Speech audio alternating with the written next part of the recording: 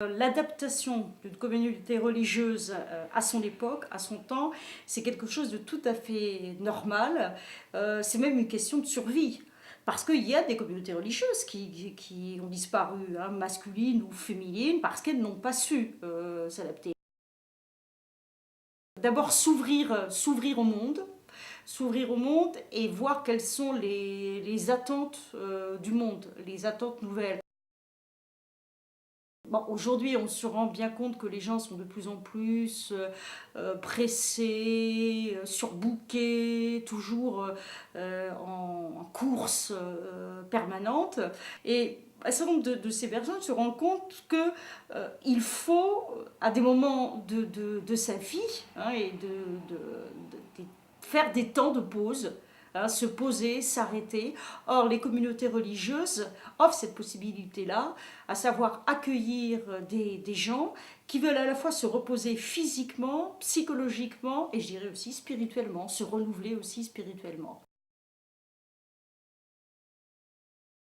Le Concile Vatican II a mis carte sur table les problèmes, a révélé les difficultés à vivre sa vie religieuse dans un monde en pleine évolution avec des nouvelles valeurs. Et le Concile Vatican II est basé quand même sur deux grandes idées, c'est-à-dire justement l'idée de l'adaptation au monde.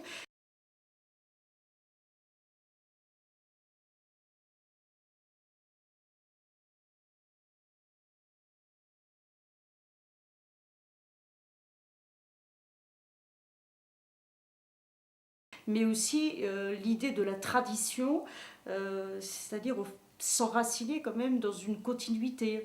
Et c'est pour ça aussi que dans la continuité de Vatican II, il y a des formules religieuses qui avaient disparu et qui ont réapparu après.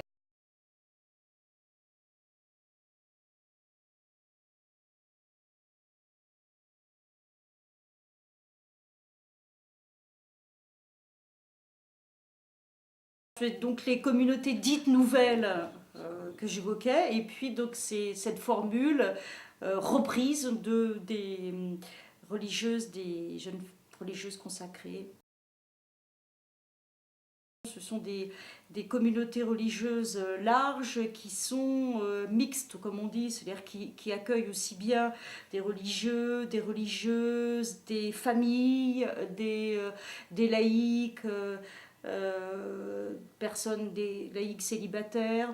Et donc ce sont des groupes qui sont, au départ, qui étaient considérés un petit peu comme des marginaux, comme on a parlé de sectes. Encore une fois, on était dans la continuité de mai 68, donc on s'est posé pas mal de questions. Et puis ces communautés liées au mouvement souvent charismatique se sont pas mal enracinées et fonctionnent en particulier dans les villes.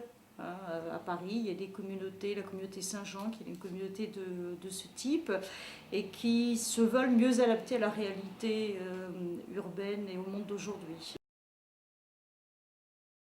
Des religieuses qui vivent seules dans le monde. Hein, et très souvent, on ne sait pas que ces femmes sont des religieuses. Donc elles ne sont pas rattachées directement à une communauté religieuse, mais ce sont des religieuses. Alors ce style de vie religieux a disparu, hein, progressivement a disparu au Moyen-Âge, à l'époque moderne, et il renaît de ses cendres depuis les années 80 environ, puisqu'une des premières grandes religieuses consacrées, c'est la fameuse danseuse Mireille Nègre, qui était une danseuse aux étoiles très connue et qui, un beau jour, a décidé de rentrer chez les carmélites, qui n'a pas réussi à vivre de façon apaisée sa foi. Donc elle est partie dans une autre communauté. Vous voyez qu'il y a aussi possibilité de changer de communauté. Elle est partie chez des visitandines. Ça n'a pas non plus fonctionné. Et là, elle a donc complètement abandonné la vie communautaire religieuse jusqu'à ce qu'elle trouve sa voie, c'est-à-dire religieuse consacrée. Regardez les religieuses dites à cornette. Hein. Je reviens sur l'exemple des sœurs de Saint-Vincent de Paul, qui étaient très connues par leur cornette. On a vu tous Louis de Funès avec la religieuse et sa deux chevaux.